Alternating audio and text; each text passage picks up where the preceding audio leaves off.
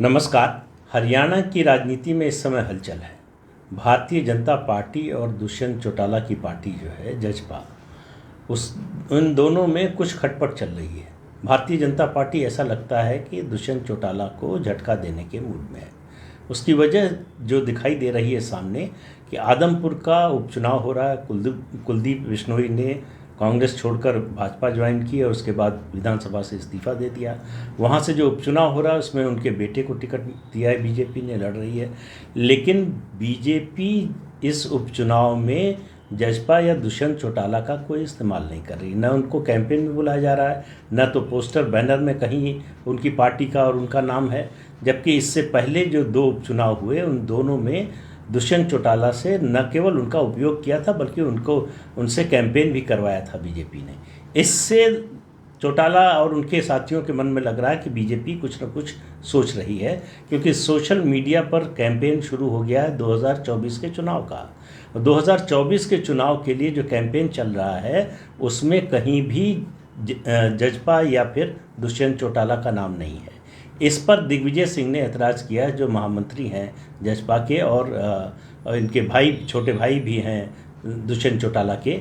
उन्होंने ऐतराज़ किया है कि अगर हम गठबंधन में हैं, एक साथ सरकार चल रही है, तो ये तरीका तो ठीक नहीं है। लेकिन इतना ही होता तो शायद गनीमत होती है। बीजेपी ने चौटाला परिवार के साथ 20 साल तक रहे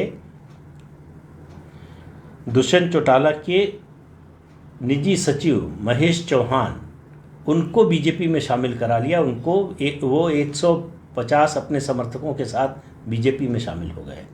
उसके बाद से जजपा और चौटाला के मन में जो है ये आशंका और ज़्यादा बढ़ गई है। भाजपा का कहना है कि भाई हर पार्टी अपना विस्तार करना चाहती है, अपनी पार्टी को आगे बढ़ाना चाहती है। लेकिन उसके बाद एक घटना और हो गई। विप्लव देव जो त्रिपुरा के मुख्यमंत्री थे कुछ समय पहले तक, अब भारतीय जनता पार्टी की ओर से हरियाणा के प्रभारी हैं। उन्होंने पिछले दिनों हरियाणा विधानसभा के 6 निर्दलीय विधायक जो भारतीय जनता पार्टी का समर्थन कर रहे हैं उनके साथ लंबी बैठक की। इसको भी आशंका की नज़र से चौटाला परिवार देख रहा है।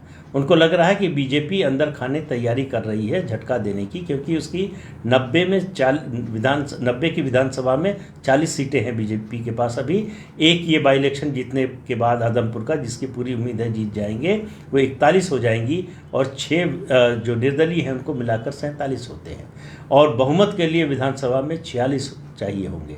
तो ऐसे में जजपा की उससे तकनीकी रूप से ज़रूरत ख़त्म हो जाएगी। ये जजपा नहीं चाहती, इसलिए जजपा की बेचैनी जो है और दुष्यंत चौटाला की और ज़्यादा बढ़ रही है। वो चाहते हैं कि पहले स्पष्ट हो जाए कि ये चुनाव तक गठबंधन चलेगा या नहीं, और चुनाव में गठबंधन के साथ जाएंगे या दोनों पार्टियां अकेले अकेले जाएंगी। भारतीय जनता पार्टी की ओर से अभी इस बारे में कोई स्पष्टीकरण नहीं दिया जा रहा है। तो अभी आने वाले दिनों में, और ज़्यादा दिन नहीं, 3 नवंबर को ये मतदान है इस बाई इलेक्शन के लिए और 6 नवंबर को नतीजा आएगा। उसके बाद आप देखेंगे कि जिस तरह से बयानबाजी शुरू होती है, उसके अलावा पंचायतों के चुनाव होने वाले हैं, वो स्पष्ट करेंगे कि आगे ये गठबंधन चलेगा या लोकसभा चुनाव से पहले ही टूट जाएगा। तो आज के अंक में इतना ही। अगले अंक में फिर मिलेंगे किसी नए मुद्दे के साथ। तब तक के लिए इजाज़त दीजिए। नमस्कार।